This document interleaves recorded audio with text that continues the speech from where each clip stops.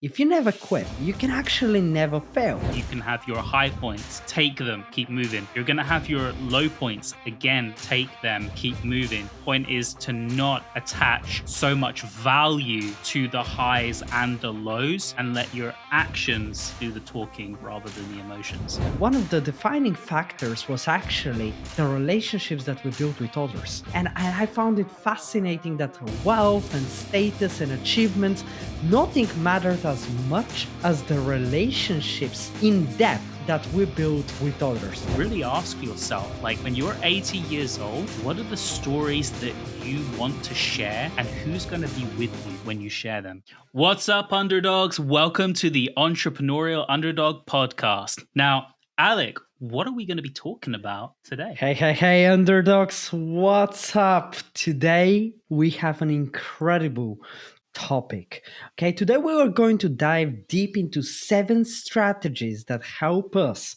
to never quit. After building a multiple 6-figure business, having built our audience to 700,000 plus online, and having served thousands of students online, this wouldn't have been possible if we quit earlier in our journey. And I can tell you, it's been a roller coaster, both in our personal lives and in our business. And so we thought, what would help you, underdogs, to actually achieve similar success? And so we think if you never quit, you can actually never fail. And here are the 7 steps that will help you to build a relentless resilience. Now, Robert, the first one that I absolutely love, okay, and I keep on saying that to you, is I see that so many people in our recent society are actually a little bit weak. And so they're weak because they never control their emotions and they quit too fast. I'm curious to hear first, do you agree with that? And then, Yeah, so I mean, to address your first question on like, is it something that I see people struggling with? Totally. I come from experience here when I say like this entire process, it does get emotional. Like building your business online it's not an easy task. And so, like, of course, there are going to be those ups and downs, and there's going to be moments where you are feeling like total and utter crap. Now, in terms of dealing with it, I actually wanted to launch this back at you because I know that this is something that you are incredible at doing. Is not kind of like being too taken in and allowing things to get the better of you. So, like again, like understanding that it is a process, that it is emotional. Like, what are your immediate thoughts on how to not allow yourself to become so overwhelmed with all of the emotions you're going to face when trying to build your business online? yeah, well, I don't care about emotions. For me, emotions do not determine what I do on a daily basis. And that is Mm. because if I set myself in that position, I would be in a forever position of disadvantage. And so for me, it's essential that when I wake up, I don't even care how I feel. I still do the things that I have to do. And so I cope with emotions by understanding that they are not the determining factor of the action that I will take each day.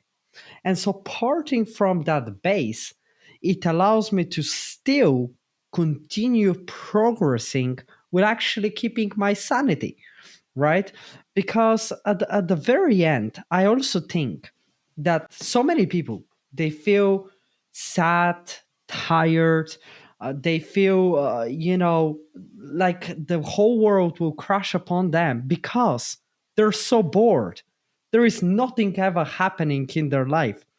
And so in my life, I'm continuously doing things. And sometimes I don't even have the time to think about, like, hey, how am I actually feeling? Right? Because I'm doing things. And by actually doing things, I start to feel better because I feel like I'm contributing to myself. I feel like I'm contributing to our business. I feel like I'm contributing to you, underdogs.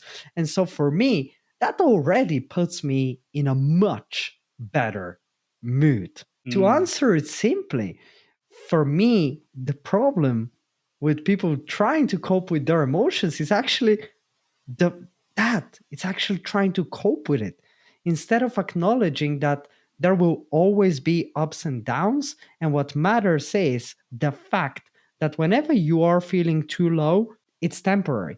Whenever you're feeling too amazing, guess what? It's temporary. And what matters in both scenarios is that you keep on moving forward. And so for me, that's the most important thing.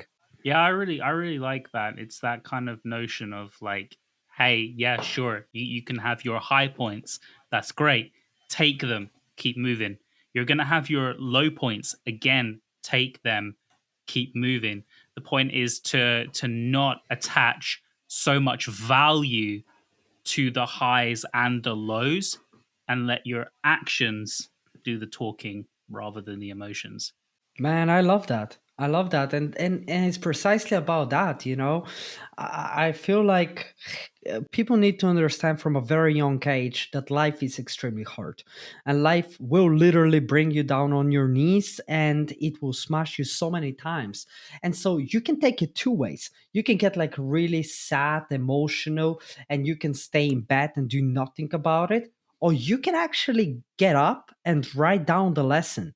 And so what I do is I literally have in front of me a wall of sticky notes that are lessons that I have taken from every single challenge.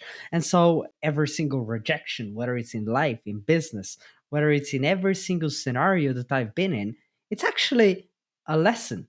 And then it's easier for me to just picture everything and say, hey, like I've actually been learning so much that I don't mind feeling rejected, sad. I don't mind the emotion that is attached to the lesson because what I care about is the lesson itself. And this allows me to keep on moving forward and to actually keep on getting rejected without actually feeling any type of bad emotion. Yeah, makes sense. I guess that's why they like some people say that journaling is so Yeah. important because you then have like a, you're able to reference, your experiences and you're able to see it. I love that you actually have these on your wall Yeah. because you don't then need to flick through 100 pages of a journal that you've been doing this year in order to find something that could be of importance. Now, how full up is your wall right now, Alec? I mean, there's quite a few. There's quite a few sticky notes, and actually, when I uh, master that lesson, I take a sticky note off, and I'm like, okay, that is now ah, internalized, and I actually know that hey, like this is how things work.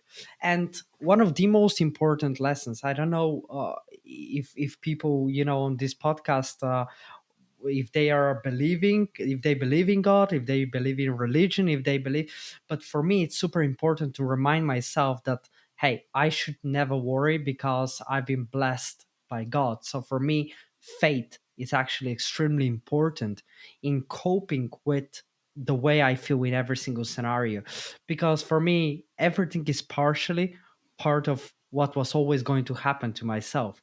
And so I am part of my destiny, but I have not written my entire destiny because someone else has. And I'm happy with actually failing, with feeling sad, with being angry, with being happy because I just say, hey, worry not. You have been blessed by God. And so this keeps mm, me really in a state of peace, which I think is what people want from their emotions. yeah. Yeah, for sure, and I mean, like, it helps you to stay grounded Yeah. because you're kind of entrusting, almost your path in the hands of someone else to say that they have the best intentions for me and it's going to play out the way that it will play out. So I really love that. Now, me personally, I'm not a believer of God. Like that's just not the way that I roll. And for me, it's like really important to understand that, like, my actions define who I am, my Hmm. actions define who I will be in the years to come.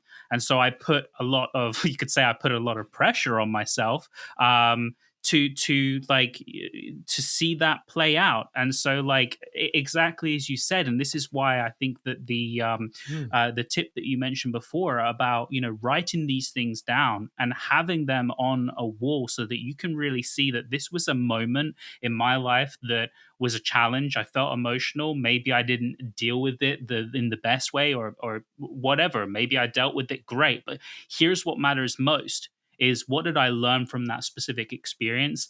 And now, once you're able to kind of do that on a consistent basis, because you're never going to have one experience just like that's completely unique. You're going to face this again at some point down your life. And so, as you said, Alec, being able to master it and then being able to take it off your wall and to say, this is something that I have down now. I know how to tackle this specific point in my life, onto the next thing. And so, having that reference, having that way to track your own progress is it's incredible. Yeah. And what matters is for people to understand that realistically, whether you believe in God or not, at the very end, you can't just sit down and do nothing about it. Okay. You can't just Mm. say, like, things will come to me. Okay. Because they never will. Okay, because at the very end you need to contribute towards your destiny. Okay, so even if you believe that destiny is already written for you, even if you believe that no matter what things will happen for you, let me tell you, if you just lay down on the couch and wait for things to happen, they won't. And so this is why it's so important to gather lessons and to actually try to improve and be a better version, because otherwise, guess what, it doesn't really matter the faith that you have, it won't shine upon you, right? And so let's tackle our second point, Robert, because something really important that you mentioned, and it's like, I trust in my actions, and that those actions are building who I will be, who I am, and that they're making you better. Yeah. And so I always keep on telling people, choose your 80-year-old self. And what I mean by that is, it's almost like, I see it almost as a game with different characters. Mm. And so when you start the game, they tell you, hey, who do you want to be? Like, and you choose this guy who's like extremely strong. You see, you choose this guy or this girl is like extremely smart. One of them has magic, the other one doesn't. And at the very end, it's like, who will be your character? If you were in this game of life that we all are in, what will your 8-year-old self, what would your character look like? And I'm curious, Mm. how do you imagine yourself with 8 years? Yeah, yeah, 100%. Yeah, so like just to take a little bit of a different spin on the concept that you've just shared there, because this is something that makes a little bit more sense for me, is that like, and I love what you've said, it's like, choose your 80-year-old self. And so when I look at my 80-year-old self, I want to be somebody who can like sit down with his grandkids and with his kids and be able to share stories, Nice. be able to talk through some points in my life where I was like, and I can't believe that this happened, and here's how, like, I Memories. managed to get through it. Exactly, to be able to share memories with like grandkids, Yeah. and literally just having them look up to you in awe at the things that you tell them, to really see that glint in their eye where they are absolutely loving and captivated by what you're telling them. And that for me is like really important, is like, it's just to have that, to have memories and stories to share about my life with the people that matter most. And so I know that that's what I want. That's who I want my 80-year-old self to be. Now it's just a matter of taking actions that align with that so that I can get to a point in my life where I'm able to support and build Mm. a family of my own. And so that's what I'm always continuously working towards in my life. How about you, Alec? Yeah, I love that, man, because I think at the very end, when we are old, what is left for us is to actually be able to recall those memories and to sit down and acknowledge what a hell of a life we've had, right? and Yeah. and and so there was a really interesting study about happiness recently that I listened on Ed Milet's podcast, and they were looking at of different families over the course of 30 years and trying to understand who are the families that are happier, who are the people that are happier, and what actually made them happy even when they're in their oldest age. And one of the defining factors was actually the relationships that we built with others. And I found it fascinating that wealth and status and achievements, nothing mattered as much as the relationships in depth that we built with others. And so when I'm 8 years old, I want to be able to recall stories with great friends. I want to be able to Mm, teach my kids and grandkids the lessons that took me 60 years that otherwise they wouldn't be able to actually learn from. And I also say because earlier in my life, and I know that we're going to align very well on this point, because we both love our grandfathers, and it was so much. And I don't know if you've had a similar experience, but for me, I've always been told so many stories about from my grandfather, and he sits down and he tells me about an age and time that I would never be able to find in a book, because mm, I can only hear it from him because he was there. And so it brings so many lessons in just one conversation of 30 minutes, but also the emotions of, I almost like go back like 60 years and I'm with him, and he's seen so much. He's been through the war, he's been through hunger, he's been through so many difficult situations, and now he's built all of this, and he's able to tell so many stories. And those are some of the qualities that I acknowledge in him, that when I'm eight mm. years old, I want to have myself. I want to be able to tell stories to my grandkids just like you, and also teach them the lessons that have helped me. And I know that on this point we're going to align, because you probably have had a similar journey and relationship with your grandfather. Yeah, I mean, it feels like I'm looking in a mirror right now because exactly as you said, similar. My grandfather would share with me a lot of his like wartime stories, and exactly, you just kind of get sucked Yeah. into what they're sharing. And equally, a point that I really latched onto is like you get taken into a different age and a Yeah. different time because you just can't comprehend what life was like back then. And that's what's really incredible is like it's like you're looking at life in a completely new lens, and it's like that breath of fresh air that you've never smelt before, you've never sensed before. It's this new environment that you're being brought into. And so that's where this is really important, like for everyone listening right now, is to really ask yourself, like, when you're 80 years old, what are the stories that you want to share, and who's going to be with you when you share them? Oof, that was so powerful. Everyone, just go back and rewind that part, because you're going to find so many gems and gifts that will help you to actually understand perhaps who you want to be right at the very end of your life.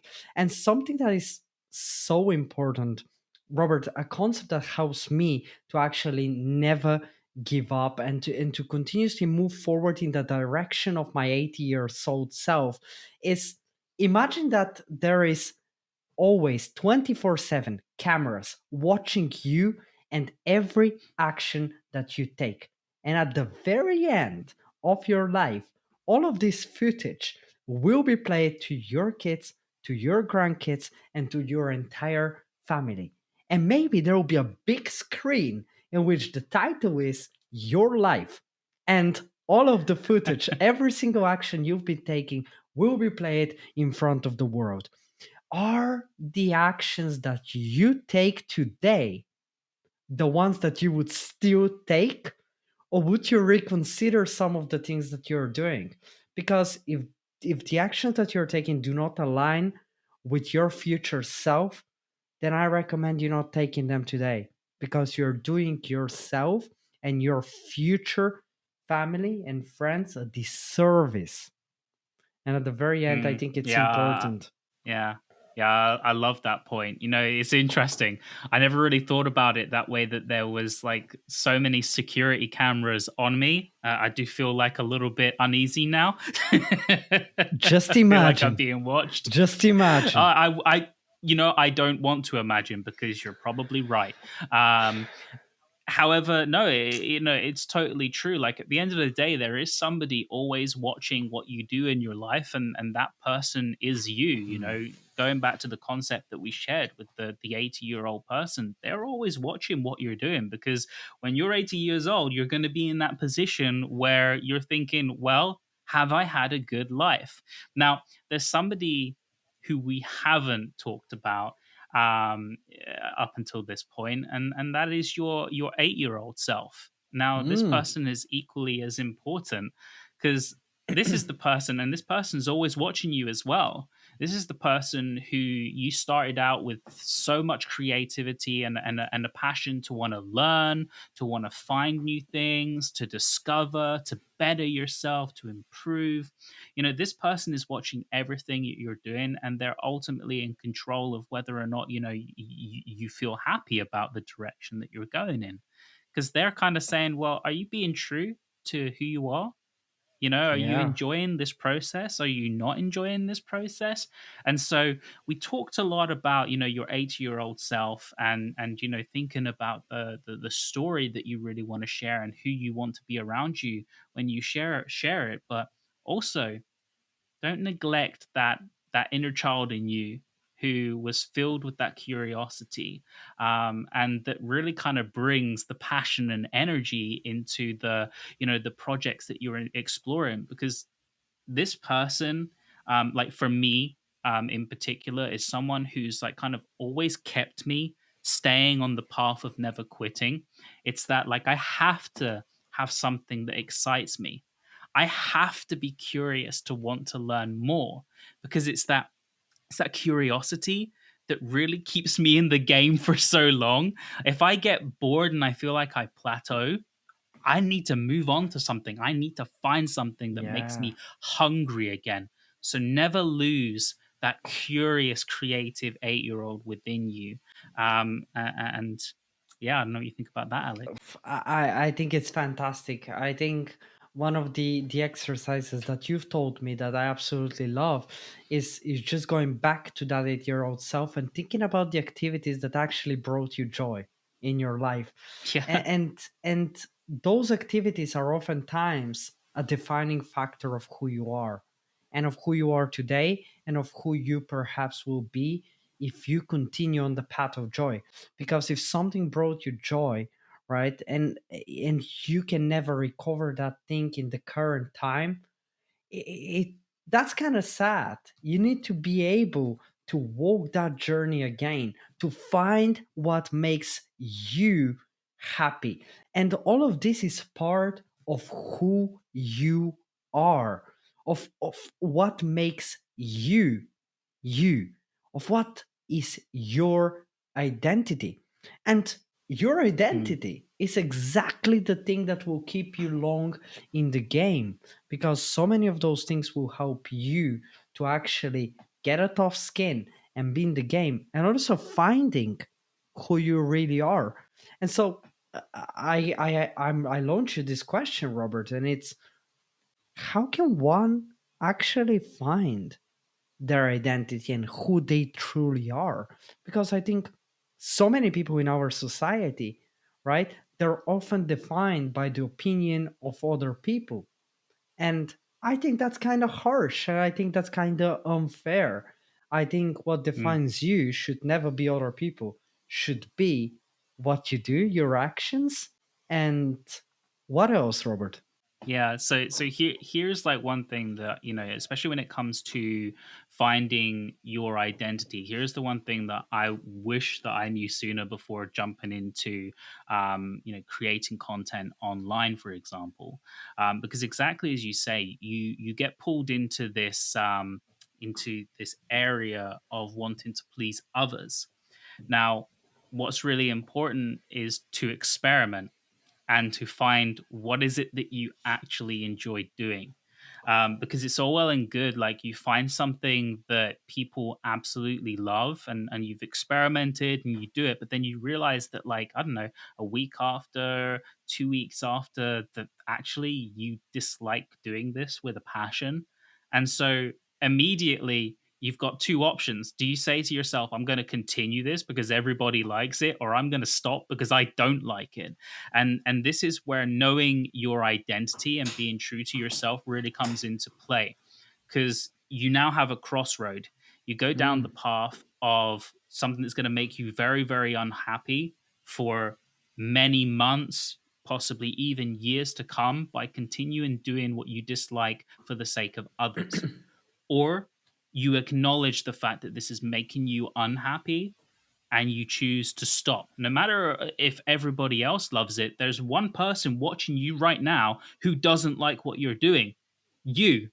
So at this point, it's really important to say, if I'm going to stick at this, if I'm not going to quit, I need to be making myself like happy, regardless of what other people think. So that would be my initial piece of advice there for anybody to kind of, like, kind of understanding their identity, is to experiment Mhm. and to find what it is that you enjoy doing and that you can continue doing for many years to come. Yeah, but you know, you mentioned that it's important to quit those habits of, for example, people pleasing, and for Mm. example, doing the things that you do not necessarily like doing. But I always say, like, it's easier said than done. So I want to hear it from you, right? How can people actually quit people pleasing, for example?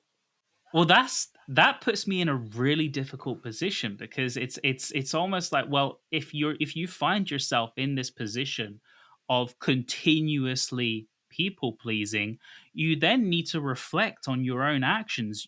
You actively need to identify and acknowledge that you're actually doing it first. Mm. So the very first part is like the realization, because we tend to do things unconsciously, and I know, because I'm very guilty for people pleasing. And it took me a long time to identify that I was doing that, to the point that I would have, like, discussions with a lot of people, and I had to really talk it out in order to really identify that I am very prone to people pleasing.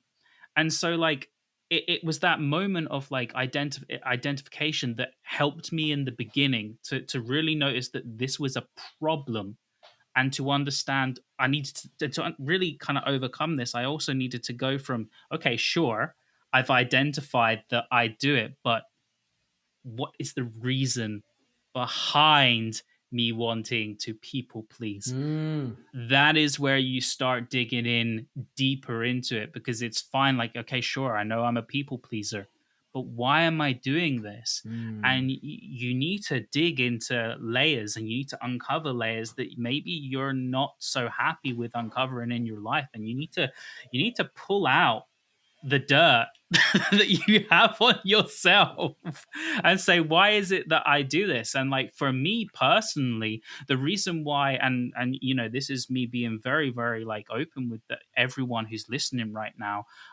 is that for me, one of the reasons why I people please so much is that I realized it dated back to my childhood, where I was neglected a lot by my mum. Okay, she used to put a lot of attention into other people. Like, my sister was heavily more favored than myself. That was one of the initial factors. And then later on in life, like, once my sister had grown up and left home, that attention from my mother then went to other men. And so, like, I was never in a position where I felt like I was seen or heard or valued. So Mm. I put so much emphasis into trying to please other people to gain their knowledge and affection, because I never got that as a kid. And the moment that I clicked onto that, and I was like, this is why you keep doing this shit? I was like, nah, like, Wow. that is it. So you have to dig deep. Like you have to unravel some layers in your life, Wow. and you may find your look. Hey, mine is like it ain't all that bad. Like when I really look at it, I'm like, yeah, could have been worse. But some people who are Mm. listening right now, you may have layers that you don't want to pull apart.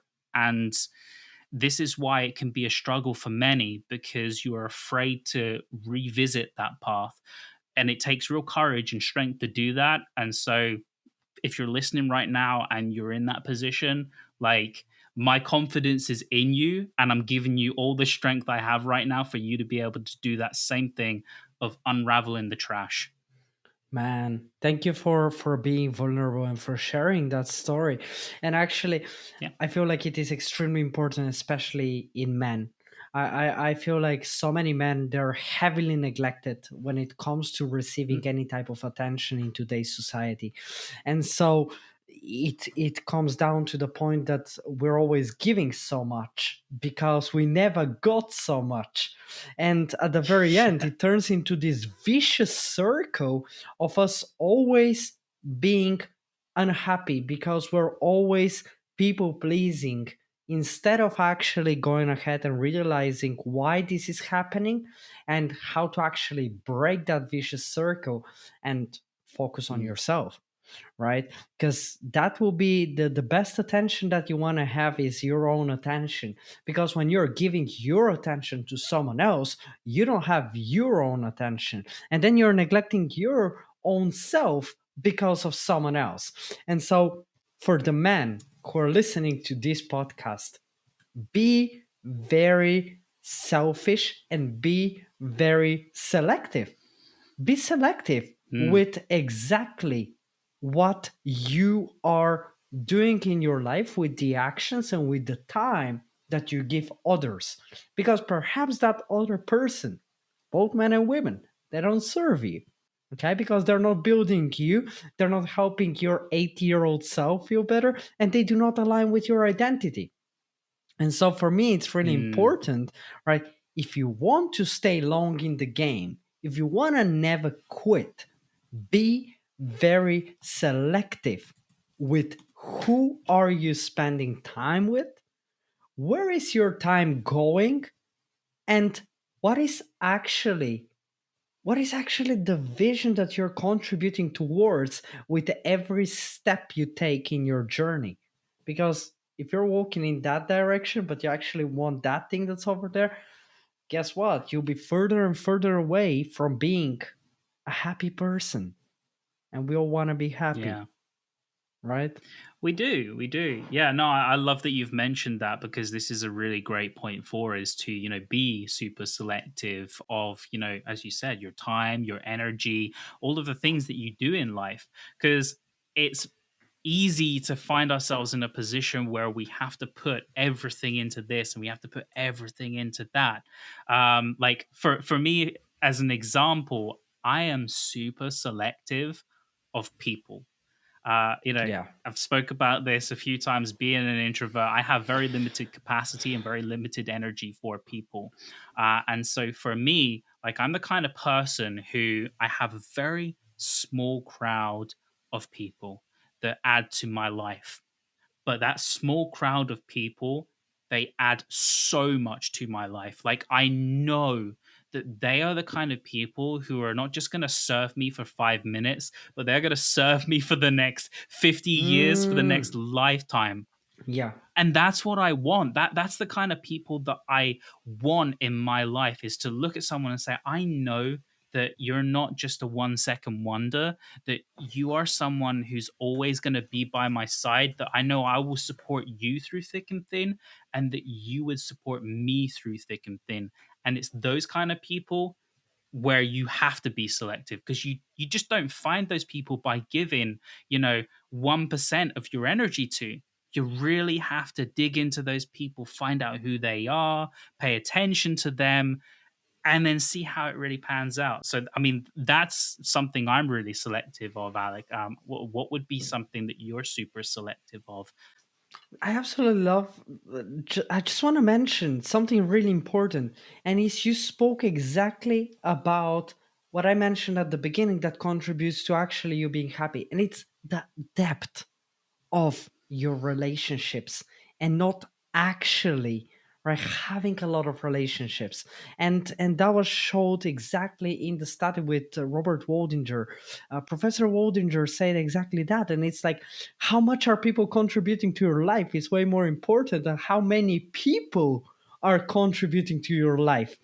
And I just find it fascinating because we've always been told that, hey, the more people you have, the more friends you have, the more attention that you have, it's better. And I think it's pure crap. I think I could never imagine myself having, more than I have five good friends, and then the rest are like friends, right?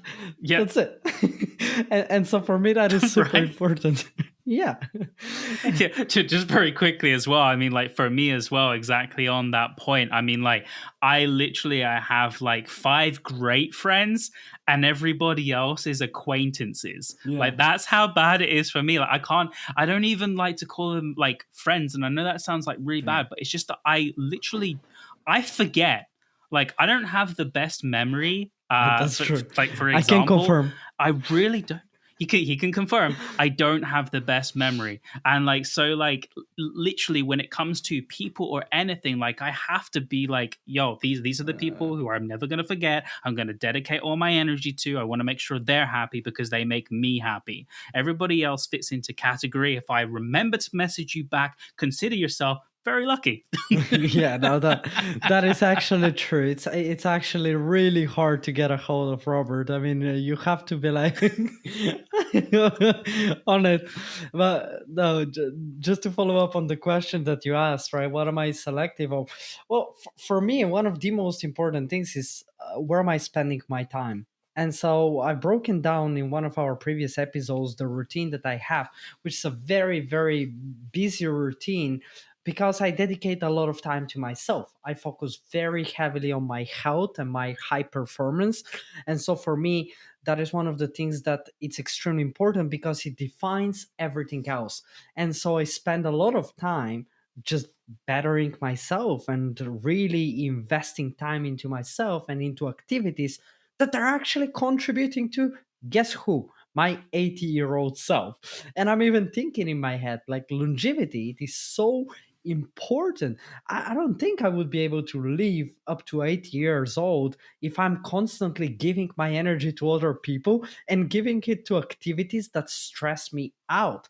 This is one of the main reasons why I quit a 9 to 5. I mean, I was working at a phenomenal company, big company. They were offering me free trips to the Caribbean, getting paid for it to lay in hotels and do trainings with multi-billion dollar companies. And I quit all of this and I said, hey, fuck it. Why?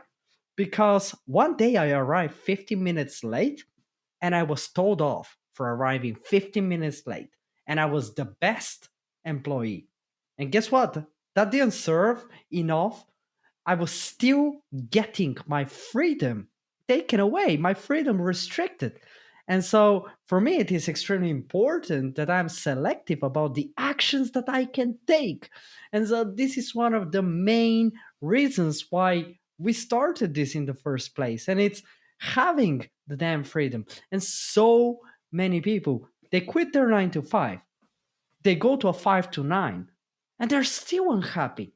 And they're unhappy because the activities that they carry at their business are not fun.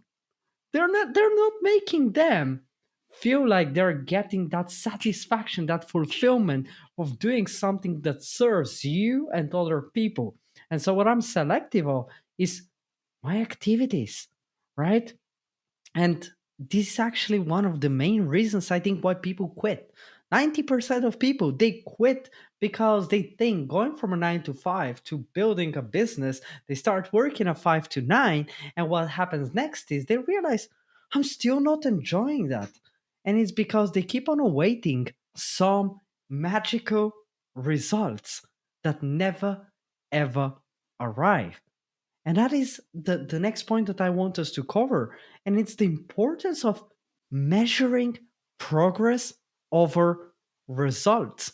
I mean, for me, I'm a huge advocate for focusing on the action that I take every day and then looking at the results after. And I'm going to mention Mm. a specific scenario recently in my life in 5 minutes, okay, that is going to give you a perspective. But I just want to ask you, uh, do you agree on that point?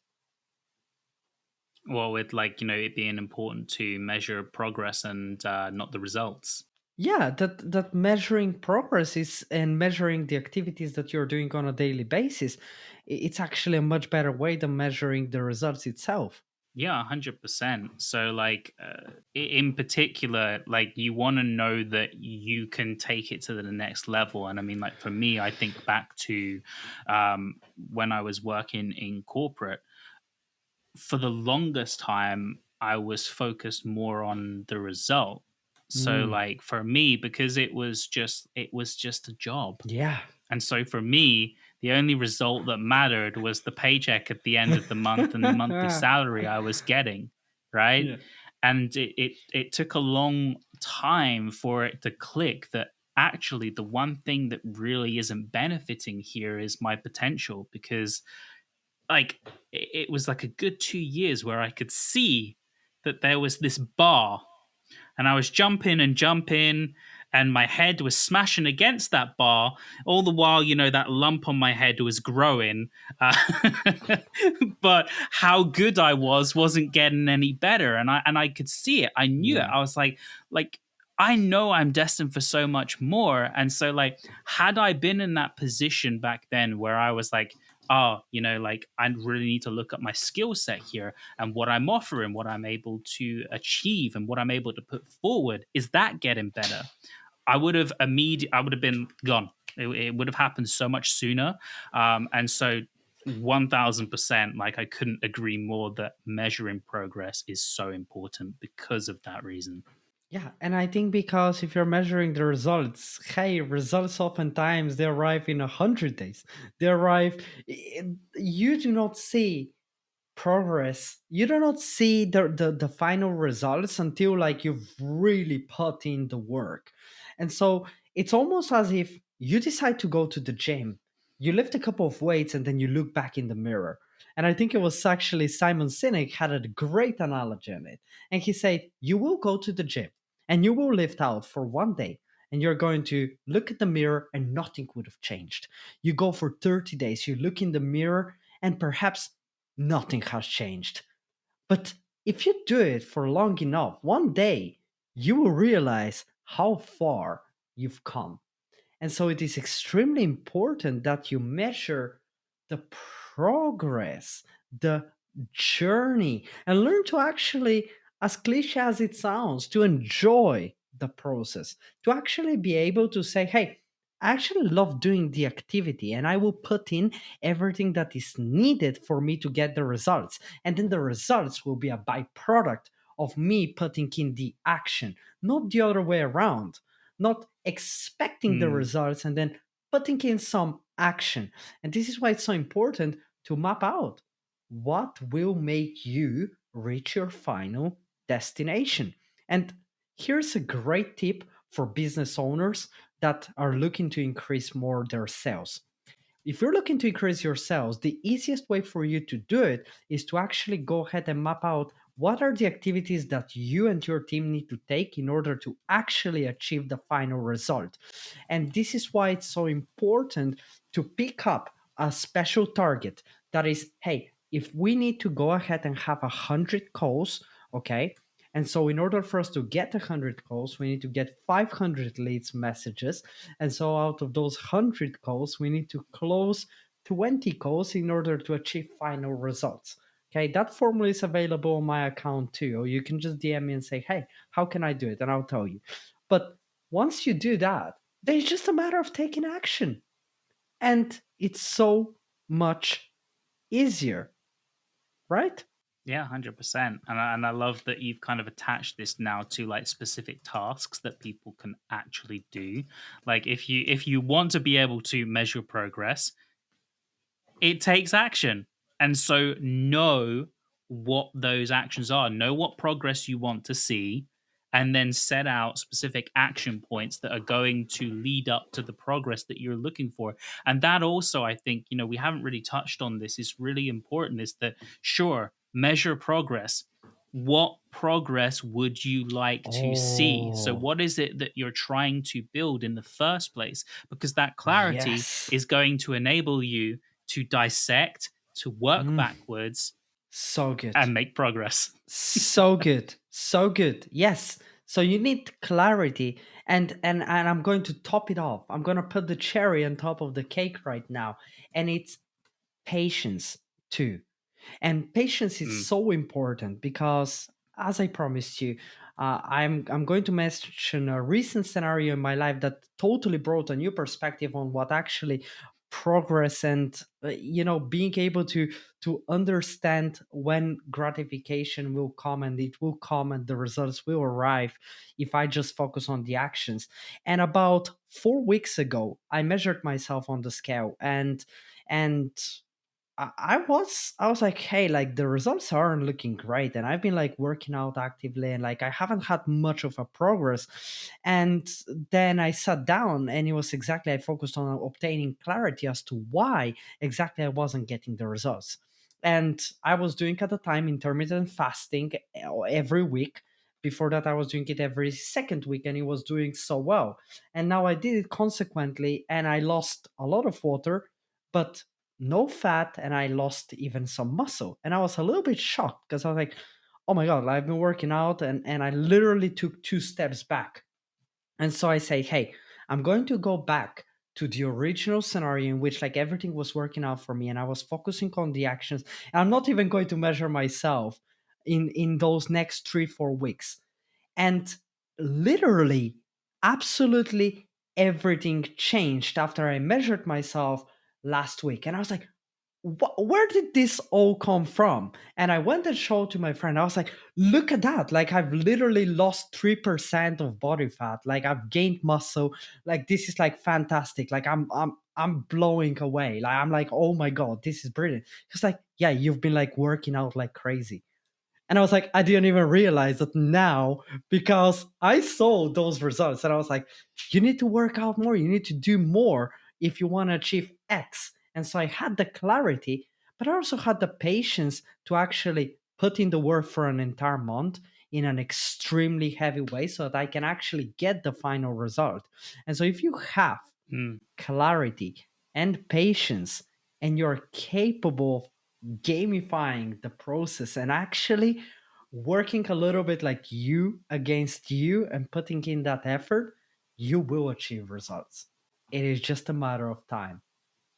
And it was, that's what I recommend to business owners too, is make it a little bit more fun and make it a competition against you and against average. Yeah, I love that, and I love that we're talking about like gamifying right now, and especially on like making it fun, because like sure, okay, like we make things fun, and like what I want to know is somebody who's like trying to build their business is like well, what would make it fun? What are some ways for me to be able to like make building my business fun? What are some areas I can explore, and what would you recommend, Alec, to kind of like get me exploring and finding what I might enjoy throughout this whole process?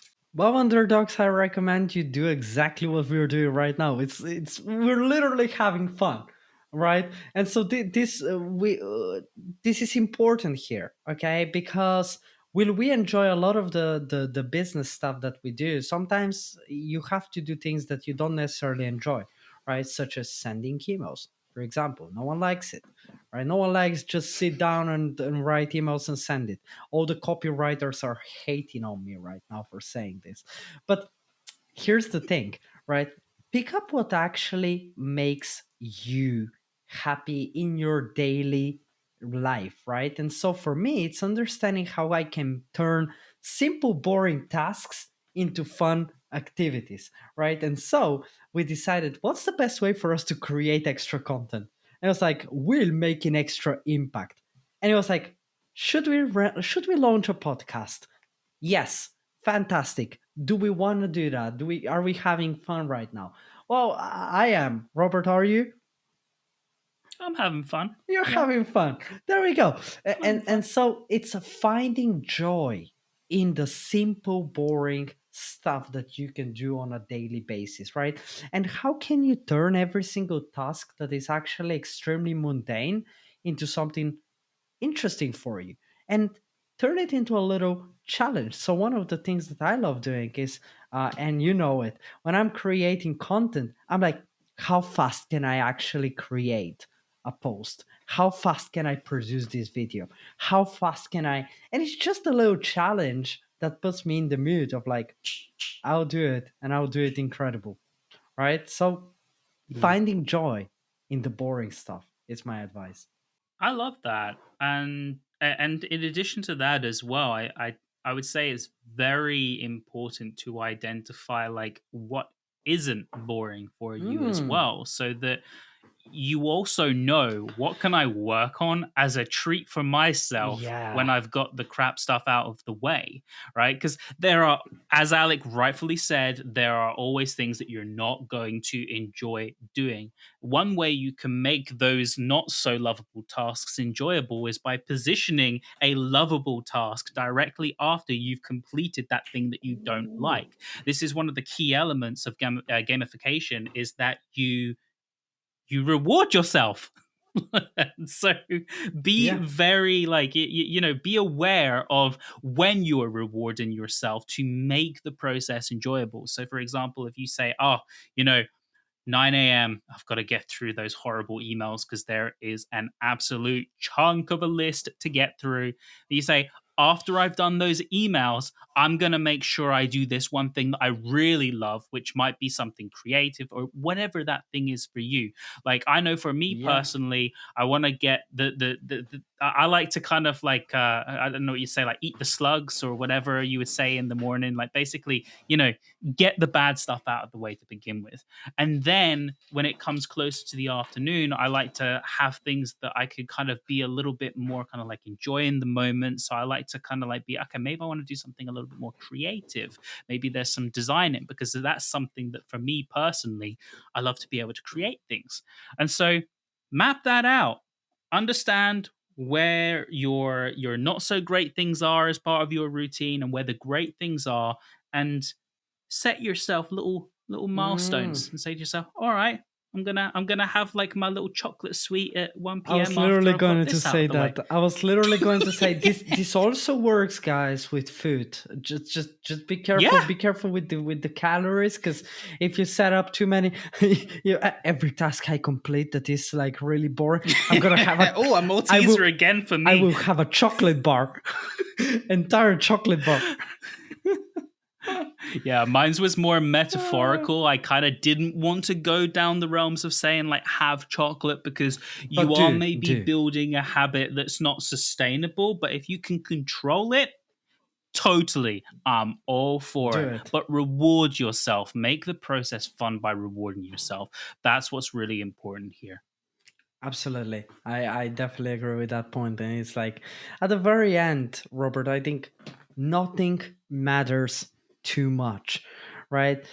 Mm. And if you want to stay long in the game, you need to also understand that nothing matters too much. And what I mean by that is, if you're feeling really on the lower side today, if you're feeling a little bit sad, if you're feeling a little bit unhappy, underdog, is you need to understand that life, business, it's a roller coaster and it's very wild. But there is 99% of a probability that whatever worries you today won't actually matter in about a week, let alone in a month. And if you think about it in a year, oh man, like 99% of the stuff that worry you today, they won't worry you in like a year, because you would have probably even forgotten.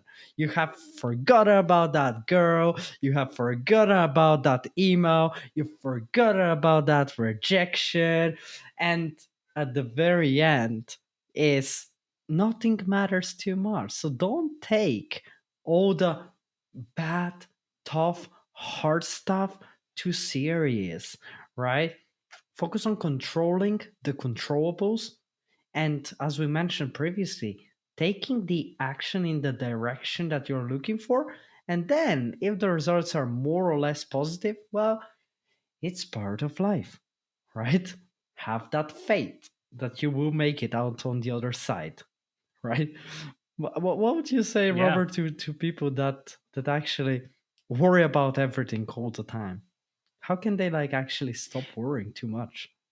Oh, well, exactly as you kind of said, Alec. There's like, I mean, I was just literally thinking about how forgetful I am, and so like, the fact that like things literally for me, they are in my mind 1 second, they are gone the next. Like, I literally need to have things stapled to my forehead if I'm going to remember. That's just the reality, guys. Uh, and so no, it's like it's the absolute truth. Is that like one thing that's like really important here is I say like we've had like a little bit of a joke about how bad my memory is, but one thing that like I have done in the past is like my emotions are very very strong, and when there is something that is like emotionally impactful in my life, you'd be surprised at how good my memory is then. Ooh.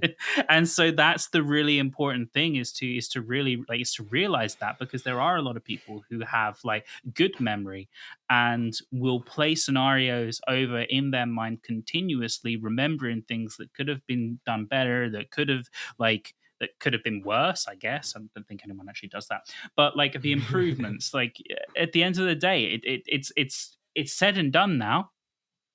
You can't control it. You can't go back in time. You can't jump in your time machine and tweak what has gone. It's done.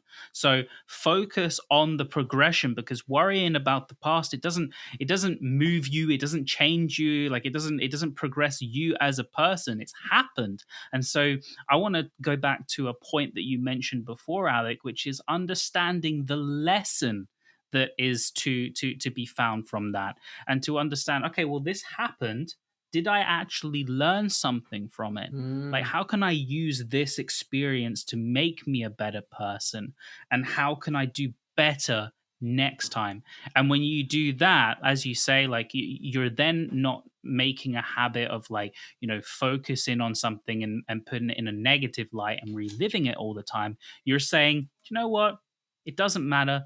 Guess what happens when it happens next time? I'm going to do this and I'm going to see what happens. Boom. Moving on. I love that. Yeah.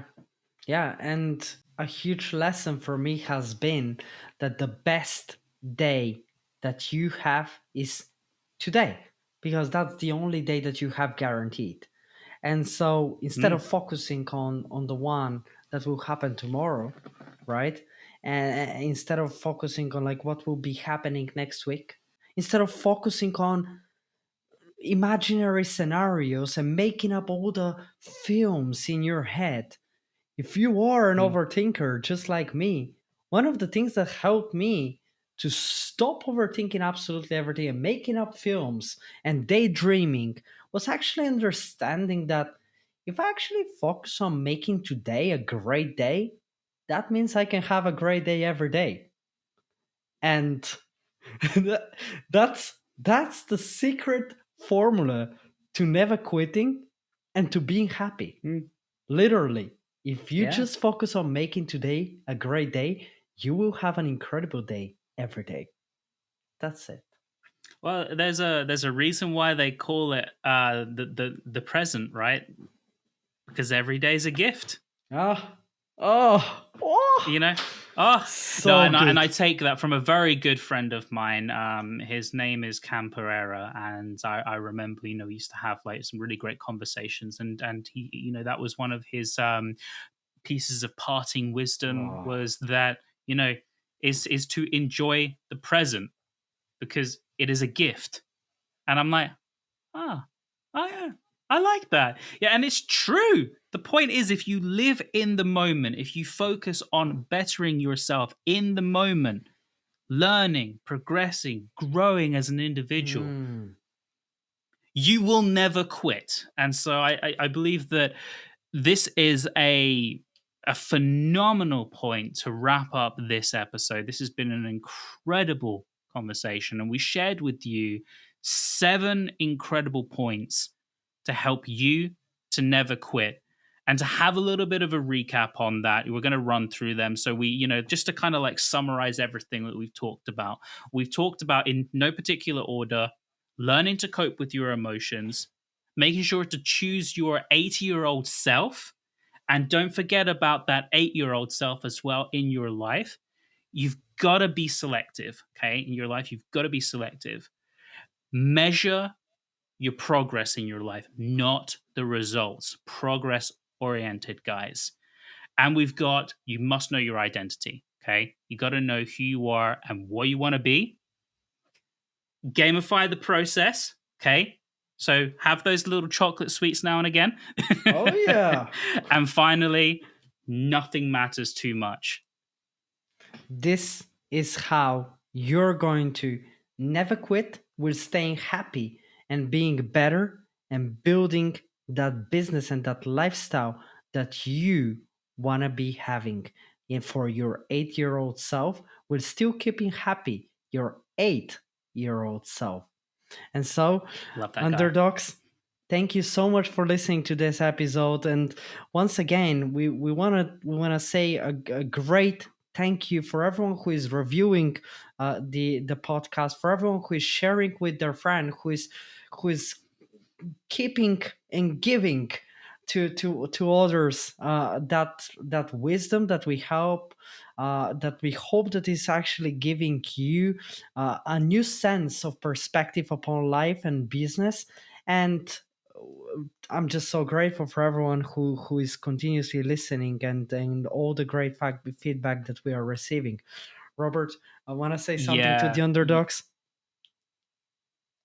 Yeah, no, and I wanted to jump in on that as well because we've had some great feedback, and all of your feedback, underdogs, helps us to produce a better experience, and it's helping us perfect our craft as we deliver this podcast to you. So everything that you are saying, we are reading your comments, we are reading your reviews, and we're doing everything we can to make this a phenomenal experience for you.